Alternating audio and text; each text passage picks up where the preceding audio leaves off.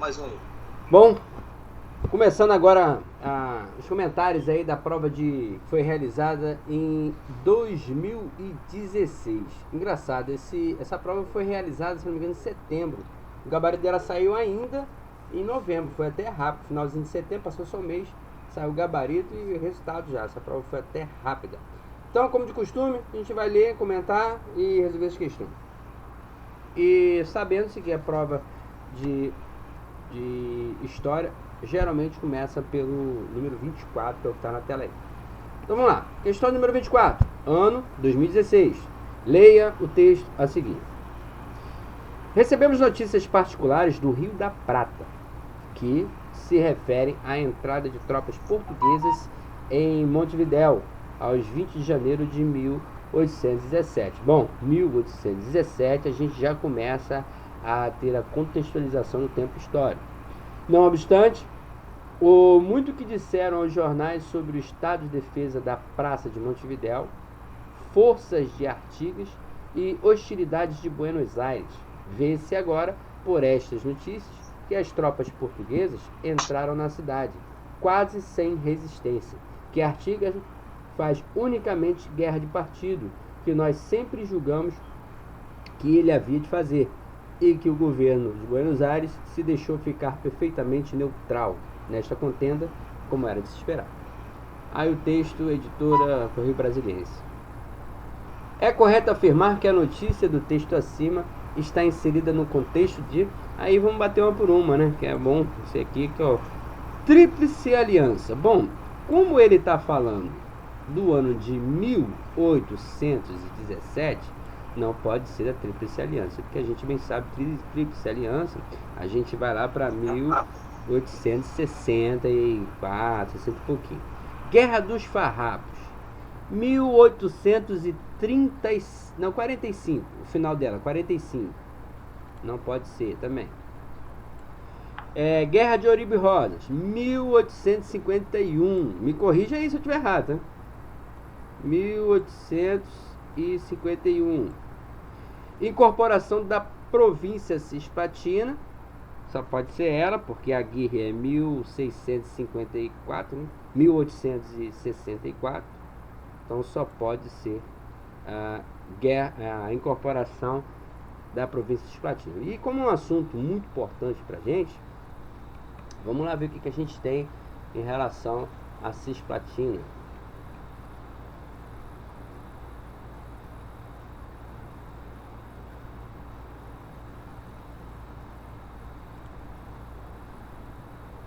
Vou escrever Cisplatina melhor.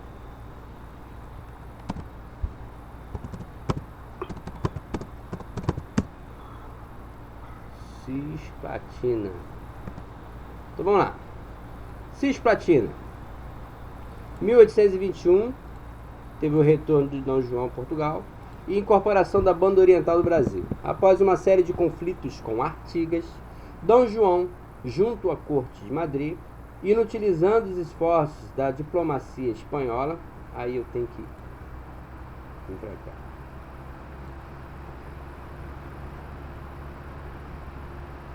Inutilizando os esforços da diplomacia espanhola, jogando com a amizade inglesa e o casamento do seu herdeiro com o arquiduque austríaco, pôde assim anexar a Banda Oriental com o nome de Província Cisplatina, em 31 de julho de 1821.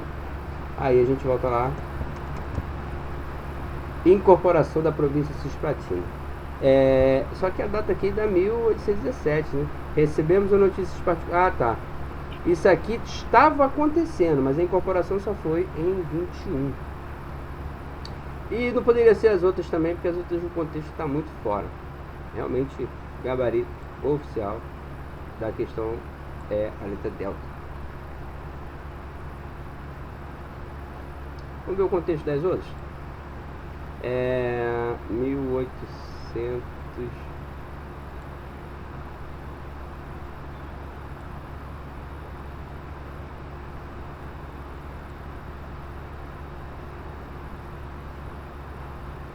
a gente teve a questão Cristo. Ah, tá, o 45. Cadê a farroupilha? pegar por início.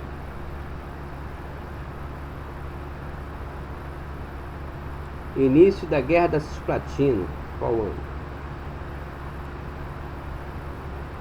1823, 21.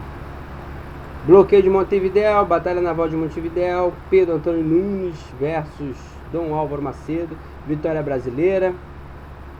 Joaquim Marques de Lisboa e David Dewitt estavam neste evento no Brasil. Evento brasileiro, lado brasileiro, nos navios Fragata Tétis, Ipiranga, Paraguaçu e Corveta Liberal. Primeiro grande conflito internacional e bloqueio de Buenos Aires. Pedro Antônio Nunes. Aí o outro era Aguirre, né?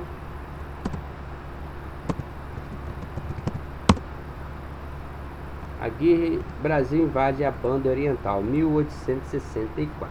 Invasão do Uruguai por tropas brasileiras, a intervenção realizada em 1864 contra o governo do presidente uruguaio Manuel Aguirre do Partido Blanco. Aí, passei direto. Farrapos termina em 45, Oribe Rosa 51 e o Aguirre. Questão 25. Aí tem o texto, né? No final do texto tem o comando da questão que diz o seguinte: é correto afirmar que o manifesto acima publicado no Jornal do Brasil relacionado a... Aqui, esse manifesto está falando da revolta da Armada, né? O problema político que teve envolvendo Custódio de Mello, Deodoro da Fonseca e Floriano Peixoto. Aí, questão número 25. Aí, sobre essa questão, ele pergunta o que é correto. A gente, na prova anterior, a gente discutiu sobre esse assunto aí. Ele dá até a data aqui, ó. 1893, que é a segunda revolta da Armada. Na segunda revolta da Armada, foi aquele cenário onde Custódio acabou assumindo a parte da Marinha. Já estava, né, posse da parte da Marinha. Era um problema político, sim, e que acabou conduzindo à aquisição da Esquadra de Papelão. E a Esquadra de Papelão, junto ao Exército, né, ajudou a fustigar as intenções aí do Custódio de Mello. Então vamos lá. Alfa. Insurreição de latifundiários e militares. A política de café com leite. Bom, é bem inteligente essa opção aí, porque política de café com leite. O que seria essa política de café com leite? Na época da política de café com leite, e isso acontecia aí mesmo, o pessoal da Marinha era preterido em relação ao pessoal do Exército. Os cargos públicos eram sempre pessoal do Exército. Então, existia, sim, uma questão aí do café com leite. Só que o período histórico aí é diferente, não é esse período. Bravo. Adesão de militares aos revoltosos da revolta do contestado ocorrido no Rio Grande do Sul e a Santa Catarina. Olha só, a gente não explora essa informação aqui, tá? Particularmente, eu não sei ainda do que se trata. Aí, por que ela está aqui? Ela está aqui para você ficar desesperado, pô. Você ficar desesperado, eu não sei o que é. Então, esse momento aí é um momento para ter calma. Se ele começa a botar questão muito extrapolada, ele vai colocar uma que com certeza você não vai ter dúvida de que ela é a resposta. Vamos lá, Charlie. Instabilidade política e social enfrentada pelo governo Floriano Peixoto. Bom, vamos lá. Se o que a gente começou anteriormente, na prova de 2015, que a gente corrigiu agora há pouco, a gente falou que estava tendo problemas políticos e que por isso Deodoro da Fonseca renunciou, assumindo Floriano Peixoto. Após Floriano Peixoto assumir, teve outra revolta. Então, será que está certo eu dizer que está tendo uma instabilidade política e social? Com certeza. Essa daí já está separada. E note que ela é bastante genérica, ela não pontua nada. Estabilidade política e social enfrentada pelo governo Floriano Peixoto. Delta, mobilização da coluna Prestes, que recebeu o apoio de parte dos oficiais da Marinha do Brasil. Se eu não me engano, a coluna Prestes, ela até recebeu apoio, mas foi de uma parte de alguns do exército, e não foi uma mobilização. IECO, a Aliança Liberal, iniciada no Rio Grande do Sul, que culminou com o gaúcho Getúlio Vargas sendo empossado presidente da República. Pô, Getúlio Vargas tá lá ele assume, acho que a primeira vez, 1930, por volta de 1930, o governo dele. É muito mais avante aí, não é exatamente nesse período não. Então, a ECO com certeza não é, embora não tenha certeza desses oficiais aqui da Marinha, ficou nebuloso, mas essa daqui, ela não está falando nada, pô. Ela foi muito genérica. Instabilidade política e social enfrentada pelo governo Floriano Peixoto. Era o governo Floriano? Era. Existia instabilidade? Existia. Então você não tem motivos para invalidar essa questão. As outras você fica na dúvida. Mas para invalidar essa questão não tem motivo. Só que ela está muito superficial. Daí a questão de você ficar meio inseguro em marcá-la. Gabarito oficial, a questão é a charge. Estava tão assim... descarado, assim, tão genérico, que você fica até na dúvida de marcá-la como certa. Questão de número 26. Aí ele dá um mapa. O que a gente tem no mapa? Cartago Nova. Opa, a gente já sabe aí que é Guerra Púnica. Opa, tem uma ilha aqui, né? É uma ilha? Não, aqui é é difícil de entender o que é, mas parece uma cidade, né? Aqui as colunas de erga é uma cidade. E aqui as rotas de Cartago, né? Conflito, mais um conflito, Roma, Cartago. Tá muito ruim a leitura, mas vamos lá. O mapa acima refere-se a um confronto militar ocorrido durante a fase da República de Roma, que ficou conhecido como... Aí, nesse caso aí, a gente já sabe que estamos falando de guerras púnicas, porque está falando em Cartago. Nenhum outro momento da nossa bibliografia ele fala de Cartago, somente nas guerras púnicas. Então você vem aqui, tudo que não for guerra púnica você tira. Salamina, 480, muito longe. Púnica, ok. Ácio, não. Ácio, aí já é uma questão, outro momento histórico, né? Ácio já, a gente já está falando ali é um momento específico da nossa bibliografia, né? Que é Romanos versus Egito, Cleópatra, Marco Antônio, são dos triunviratos, né? Agora, sacanagem ele botar esse aqui do lado da Púnica, tá? Próxima, Púnica, deixa, e Salamina fora. Nos sobrou apenas a Delta e a Bravo. Vamos ler a Bravo. Guerras púnicas, que foram conflitos entre Roma e Cartago. Até aqui, irrefutável. Motivados pelo domínio da Sicília, sim, exatamente esse. Era a Sicília o centro dos problemas entre Cartago e Roma. E a disputa pelo controle do comércio no mar Mediterrâneo. Tanto que depois disso veio o Mare Nostrum, né, romano. Essa aí já está separada, provavelmente a resposta. Delta, guerras púnicas travadas entre Roma e Cartago, certinho. E controle do Mar Negro não, né, gente? Mar Negro não. Cadê? Mar Negro. O Mar Negro, ele fica para onde? Ele fica aqui, né? Para cá. Não tem nada a ver com isso aqui não. A briga é aqui no Mediterrâneo. Mar Negro ali no contexto ali da Crimeia, da Rússia. Falar alguma coisa disso aí é lá no Mar Negro. Mas aqui não dá para ver, né? O mapa tá muito ruim para você tentar achar aqui. Enfim. Esse aí é o Adriático, né? Aquele ali do lado ali da Itália ali é o Adriático. Enfim, gabarito oficial, letra Bravo. Você vê que é uma forçação de barra muito grande, né? Falar de Mar Negro. Aqui, ele erra a batalha, mas com certeza se você ler o resto, vai ter muita coisa a ver. Não, falar no Mar Negro também. Essa tá totalmente extrapolada. E essa aqui, disputa de controle do comércio Mar Negro. Ele estava insistindo no Mar Negro, ó. Mar Negro aqui. Mar Negro. Aqui, Mar Mediterrâneo, que é a correta. Cadê? Aqui também tem Mar Negro. Ó, Mar Negro. Mar Negro de novo. E aqui... não fala. Mas você vê que ele está forçando uma barra para você começar a acreditar que o Mar Negro é o ponto desse conflito aí, quando não, de fato não é. Aí tem que ter cuidado com isso aqui, né? As questões elas são voltadas para te tirar do teu eixo central aí de entendimento. Questão número 27. Leia o texto abaixo e responda a questão a seguir.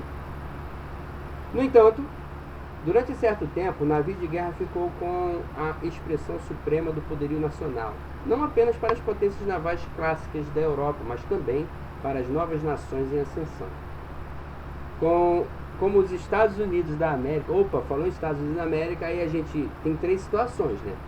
Ou é a guerra de secessão, ou são as guerras mundiais, ou então é a guerra de independência norte-americana. Ele não vai fugir disso daí. Então vamos lá. Como os Estados Unidos da América, o Japão. Aí falou Estados Unidos e Japão, já é Segunda Guerra Mundial. Cujas vitórias no mar anunciaram para a primeira vez que o equilíbrio das forças ia ser quebrado. Albuquerque, não fala nada demais. Nesse contexto, final do século XIX, final do século XIX, quase no período dos 2000, e primeiras décadas do século XX. Então, a primeira década do século XX, 1900 e até 1950. Pode-se afirmar que, final, a gente pode 1850 a 1950. Alfa, o Japão, após fragorosa derrota para a Rússia, na Batalha Naval de Tsushima, isso aconteceu, gente? Afirmativa, até aqui, tá safo. Na qual a maioria de seus navios era de construção britânica, investiu na modernização de sua marinha de guerra e, ao iniciar-se a Primeira Guerra Mundial, já contava com uma poderosa esquadra. Olha só, eu vou até olhar lá, eu acho que eu enganei aqui. De Tsushima. Não, na verdade, foi a Rússia que perdeu pro Japão. É isso que eu ia falar agora. Na verdade, eu troquei isso aqui. Então, aqui, o erro é a inversão aí. Se ele coloca a Rússia aqui, estava tudo certinho. E a Constituição Britânica, sim, investiu na modernização da sua marinha de guerra. E, ao iniciar-se a Primeira Guerra Mundial, já contava com uma poderosa esquadra. Bravo! Ocorreu uma gigantesca batalha naval. E aqui, gente, ele está falando da Primeira Guerra. Tá? Eu falei que em cima talvez seja a Segunda. Ele está falando da Primeira Guerra. Ocorreu uma gigantesca batalha naval, a maior do mundo até então, a Batalha de Jutlândia. Até então tá certo. Tal batalha não teve consequências estratégicas importantes e não houve vencedores. Aqui, cuidado com isso aqui, ó. Tá certo. Mas eu vou falar alguma coisa sobre isso aqui. Ambas as esquadras, a britânica e a alemã, continuaram a ser o que já vinham sendo, esquadras em potencial. Assim, consequências estratégicas. Cuidado quando ele abordar isso aí, porque nesse caso aí, o que foi a Batalha de Jutlândia? Na verdade, não houve vencedor porque todos dois viram um lado positivo nela. Por exemplo, a Inglaterra porque viu que não invadiram a área de influência dela, ela se manteve. Mas o outro lado, ele diz que ganhou a batalha porque ele afundou mais navios ingleses. Então todos dois tiveram uma visão positiva. Agora, contexto estratégico, aí é minha opinião particular, o contexto estratégico foi vantajoso e muito para a Inglaterra. Foi vantajoso e muito, porque depois desse conflito não teve mais expressão no mar, só a Inglaterra mesmo que estava manobrando. Então vamos lá. Aqui, Marcos, fale. Depois desse conflito da Jutlândia, só a Inglaterra permaneceu o que já era. A da Alemanha não, tá? No finalzinho da questão aí, tá errado. O quê? Não, mas aqui, ó. Ambas as esquadras, a britânica e a alemã, continuaram a ser o que já vinham sendo, esquadra em potencial. Não, cara, a da Alemanha não. Não, claro que ficou, pô. Por que não? Só que ela não tinha mais força para combater a Inglaterra. Porque olha só, ela é a esquadra em potencial. E ela afundou mais navios do que a Inglaterra. A Alemanha afundou mais navios da Inglaterra do que a Inglaterra afundou navios alemães. Só que a Alemanha percebeu que não dava para ela invadir a Inglaterra por ali, pô. Não dava para seguir em frente ali. Exatamente isso, Marcos. Daí que foi a vitória estratégica da Alemanha, né? A vitória da Inglaterra foi uma tática, né? Porque ela conseguiu fazer o bloqueio naval, ou o inverso, né? Se eu agora me confundi, me corrija aí, por favor. Então, aí é por isso que eu digo que não teve consequências estratégicas assim, ela tá certa, mas assim, muito cuidado com a análise daí, porque você pode achar que não teve, por exemplo, essa vitória estratégica da Inglaterra, quando teve. Não teve, assim, não mudou o contexto estratégico do conflito como um todo, da guerra como um todo. Mas ali percebeu-se que para a Inglaterra tudo se tornava mais favorável. A Alemanha não ia conseguir bater de frente mais com a Inglaterra ali. Pelo menos não ali, naquela situação, por aquele caminho no mar. Não ia ter mais sucesso. Aí eu separo ela. Boa discussão essa aqui, tá? Só corrigindo, a Alemanha foi vitória tática e a Inglaterra foi uma vitória estratégica. Charlie, nos anos que antecederam a Grande Guerra, aconteceu a denominada corrida armamentista. Esse clima de tensão levou à formação de dois blocos antagônicos, a Tríplice Aliança, formada por Alemanha, Rússia e o Império Austro-Húngaro, e a Tríplice Entente, formada pela Inglaterra, França e Itália. Olha só, eu não vi erro aqui não, tá? Vou deixar separadinho aqui, depois eu volto, que eu já vi duas já possíveis respostas. Depois eu volto nelas pra gente discutir. Na Charlie ou Marcos? Sim. Tá falando na Charlie? Pode falar, pode falar.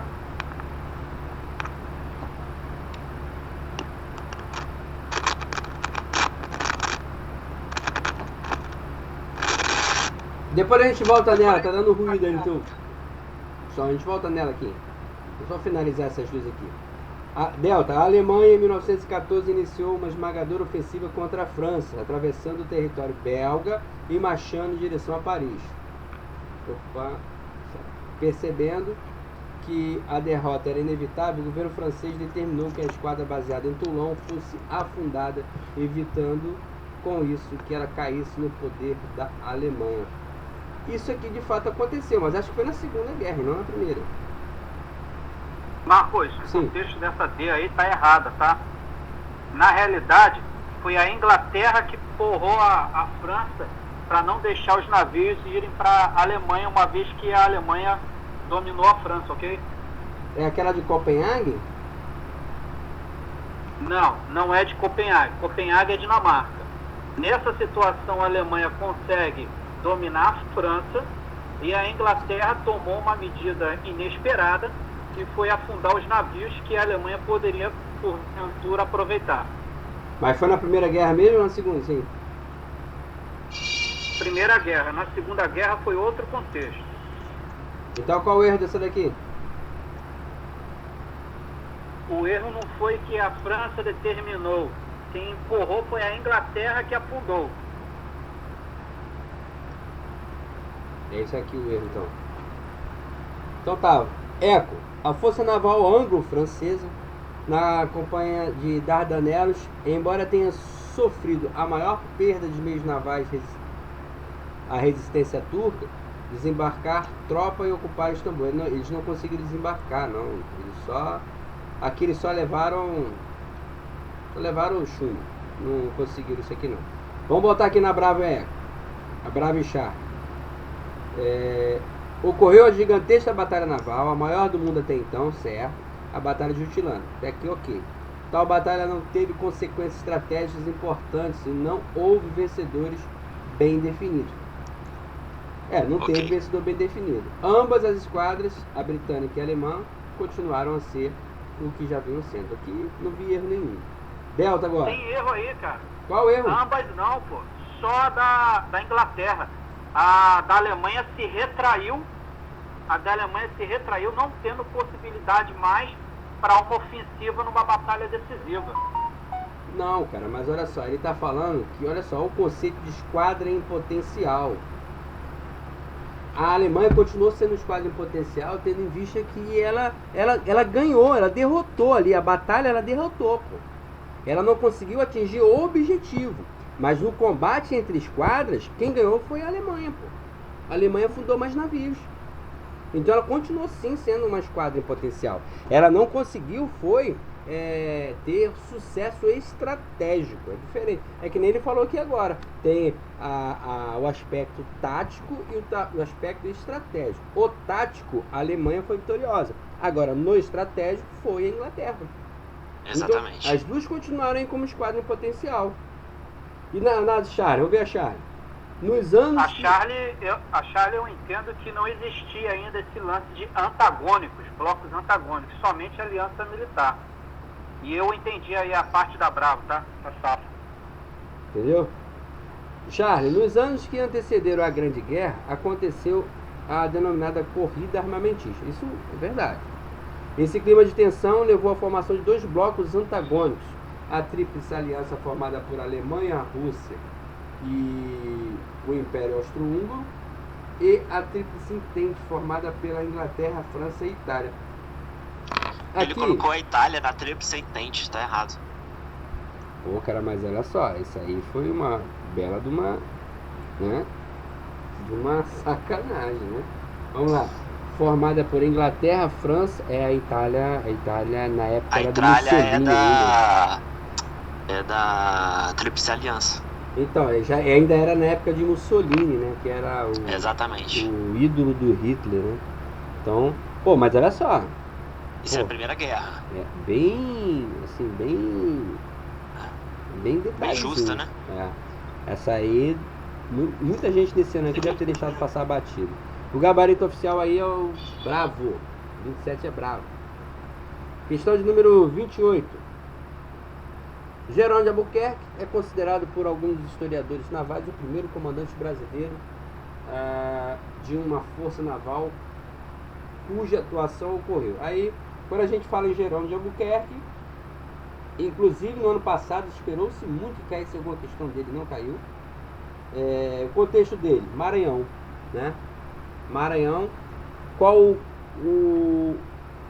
o chamariz, qual assim, o que chama mais atenção nele é que ele era um mameluco, né? Ele era filho de índio com portugueses, eu não sei se era mameluco o nome que dá, mas ele, ou seja, ele falava tanto a língua dos indígenas quanto português, e ele era um brasileiro nato, trabalhando a serviço do poder naval. Sua atuação, Maranhão, isso com certeza lá para as bandas lá do Nordeste. E assim, não tem mais nada que fale sobre ele não, só a expulsão dos estrangeiros aí, não tem mais nada dele não. Agora ele foi uma figura muito importante ali para o Nordeste brasileiro. Então vamos lá. O primeiro comandante brasileiro de uma força naval cuja atuação ocorreu, Alfa, na expulsão dos franceses no Maranhão.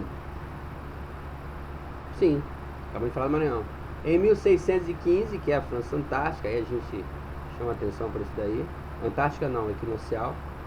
Quando, após derrotá-los, foi designado governador das terras conquistadas. Ele botou Maranhão, inclusive, no seu nome, né? Vou separar ela aqui. Aquele negócio, né? Bota uma questão dessa aí, tá genérica demais. Na Alfa você fica duvidando. O episódio de Jornada do Vassalos não foi em 1615, né? 1625, Jornada do Vassalo, é por aí, 1620 pouco. Então essa aqui tá fora.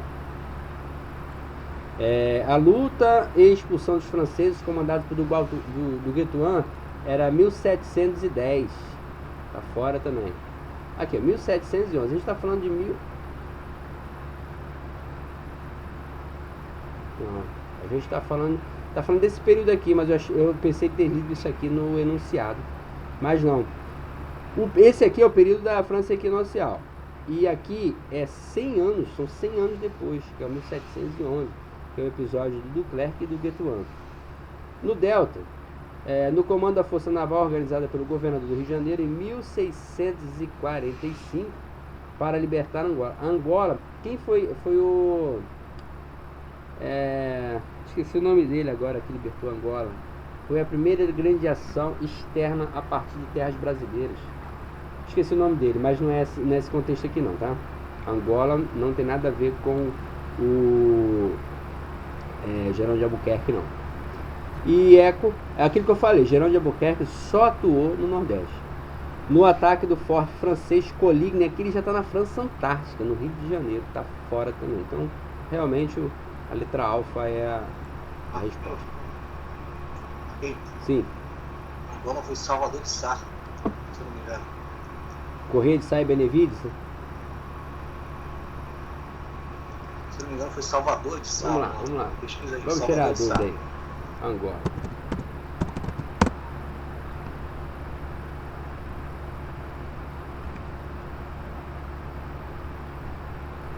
Cadê, gente? Agora. Ele achou, mas eu não tô vendo. Invasão de Taparica. Angora. Salvador de Sá, Correia e Benevides. Primeira projeção brasileira de poder naval para o exterior. Rio de Janeiro, Angora. 1648. É isso aí. Já foi tudo.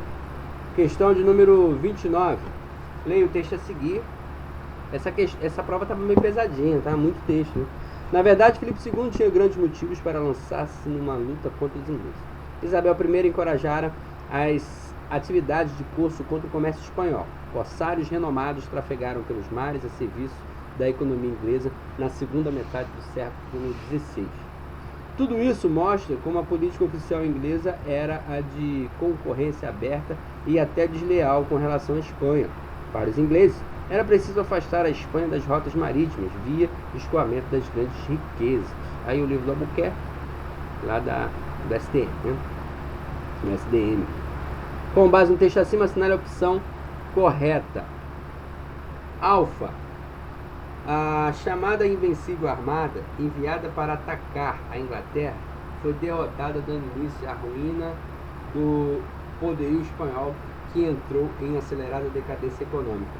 Olha só, tudo isso que ele está falando aqui é verdade. Inclusive lá no canal tem um vídeo aí sobre 1877, eu acho, o episódio da Invencível Armada, 1577. Só que, aí eu vou voltar no enunciado, porque eu não entendi quem está pedindo isso. Então, é o episódio da Invencível Armada. O que ele tem que falar? Ele tem que falar da Espanha e tem que falar da Inglaterra. Eu vou ver se ele faz isso. Filipe II, Espanha. Isabel I, Inglaterra. Encorajada as atividades de curso. Inclusive, esse aqui é justamente aquele episódio que tem aquele rei que casou várias vezes. Esqueci o nome, eu estou com a memória fraca. E daqueles drulotes, né?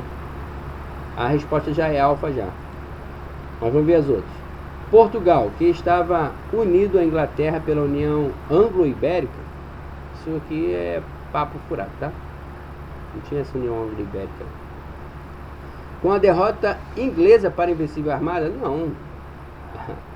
Os ingleses não perderam. Inclusive, o Invencível Armada não eram os espanhóis que tratavam dessa forma. Os ingleses que tratavam a esquadra espanhola como Invencível Armada como um termo pejorativo. Fora também. Delta. Embora a Espanha tenha desembarcado, ela não conseguiu desembarcar em solo francês. Por quê? Aí cabe uma observação. Porque o Duque de Wellington, não, do Duque de Wellington não, eu esqueci o nome do cara. Enfim, eles queriam embarcar lá na França, um exército embarcado, e desembarcar na Inglaterra para tomar o território. Só que do outro lado da poça, a Inglaterra não tirou os navios para o ataque. Eles botaram os navios enfileirados, apontaram os canhões e falaram assim, ó, vem, que a sorte é sua, a sorte está lançada. Aí, enquanto a Invencível Armada ia em direção à esquadra inglesa, eles eram alvo de muito tiro, e ainda tinha a questão dos navios incendiários, né, que eu acho que o nome é brulote. Eles mandavam navio incendiário e dessa forma a Invencível Armada só ficou com o farelo. Então, eles não conseguiram desembarcar, tá? A Espanha não conseguiu desembarcar. E ainda tinha a questão que os ingleses tinham um maior poder de fogo, né? Eles já tinham aqueles canhões com carretas, né? Com as carretas com rodas, que facilitou, né? Essa vitória aí contra os espanhóis. E o último, a Espanha conquistou Gibraltar após a Batalha de Málaga e o mantém o seu poder até hoje, apesar dos reiterados protestos da Inglaterra. Bom, acho que é o contrário, né? A Espanha, ela pertence à Península Ibérica e perdeu a posse ali de Gibraltar para a Inglaterra, e a Inglaterra de maneira nenhuma abre mão daquele ponto estratégico. Então isso é justamente o contrário.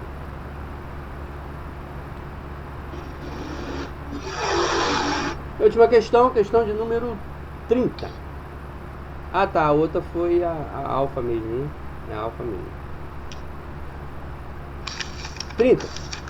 Aliado privilegiado dos Estados Unidos em função da nossa posição geoestratégica, especialmente do saliente nordestino, região mais próxima dos teatros africanos e europeus, além de fornecedor de matérias-primas desde o início de 1941, aqui a gente já sabe. Falou de Brasil, falou de Estados Unidos, em 1941, Segunda Guerra Mundial. Havíamos cedido bases aéreas em Recife, Natal e Belém para a instalação de pistas de pouso e infraestrutura para facilitar as patrulhas marítimas e a travessia do Atlântico pelas aeronaves norte-americanas. Aí, desenvolvimento tecnológico de aeronaves e emprego do poder naval ao longo dos tempos.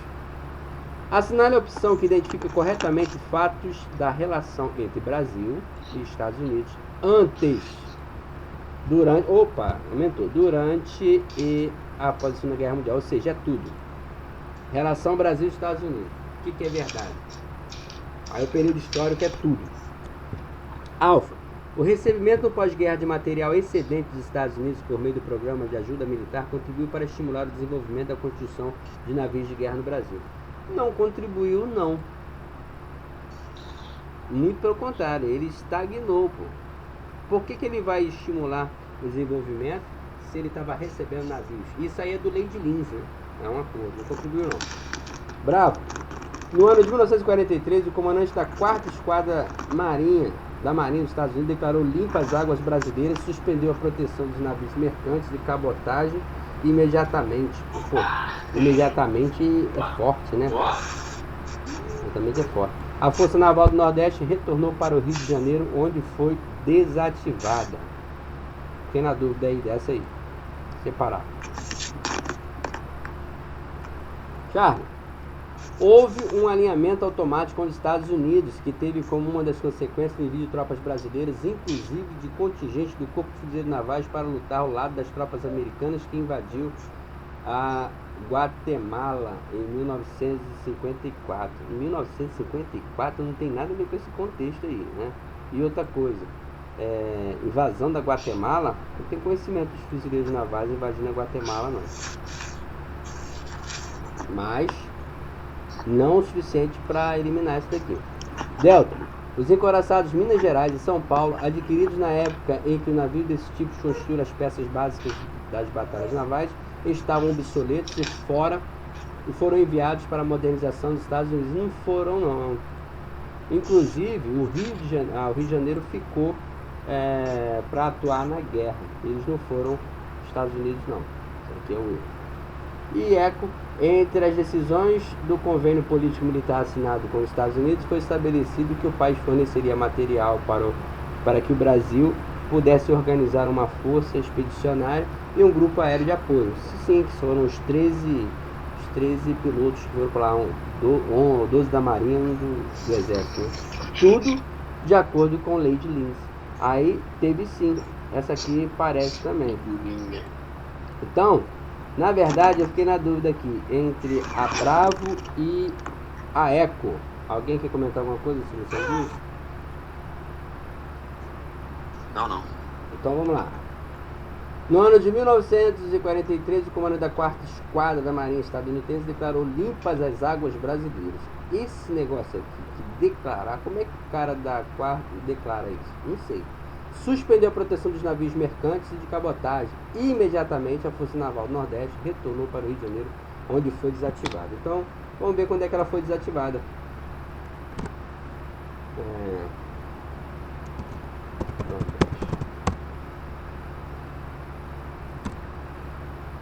Lei de Lins. Lei de empréstimos e arrendamentos, deixa eu tirar da frente. Com os Estados Unidos permitia, sem operações financeiras imediatas, o fornecimento de matérias necessárias ao esforço de guerra dos países aliados. Ajudou na criação da Força Naval do Nordeste. Vamos ver o que ele tem mais aqui. Força Naval do Nordeste.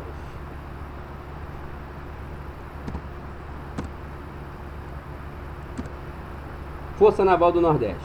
Essa força foi comandada por Alfredo Soares Dutos. Foi inicialmente composta pelos seguintes navios. Aí tem todos os navios, né? Ela seria posteriormente acrescida do tender Belmonte. Vamos lá. Cruzador Bahia, Carioca, Caravelas. Posteriormente classificado como e caça-submarinos. Ela seria posteriormente acrescida do tender Belmonte, caça-submarinos, contra-torpedeiros, escolta, contra-torpedeiros classe M, classe Tango, constituído Força-Tarefa número 46, Força do Atlântico Sul, reunindo a nossa marinha sob o comando operacional da 4ª Esquadra Americana, sob o comando do almirante Jonas Ingham. Eu até esqueci o que a questão está pedindo. Criados pelo decreto 31 de agosto de 1942, com o propósito de prover uma defesa mais eficaz da nossa fronteira marítima. Aí, então, o que acontece? Houve a Força Naval do Nordeste e depois disso a criação dos comandos navais para proteger o nosso litoral. Então, aqui, de fato, o erro dela, cadê? Bravo. Dizendo que imediatamente a força retornou ao Rio de Janeiro e foi desativada. Na verdade, ela foi compor a Força do Nordeste. E outra coisa, não teve essa declaração de águas limpas, né? Tanto que foi criada uma força para a proteção desse mar aí. Então fica bravo mesmo. E o gabarito oficial dela é bravo não, eco. Eco. O eco é o gabarito.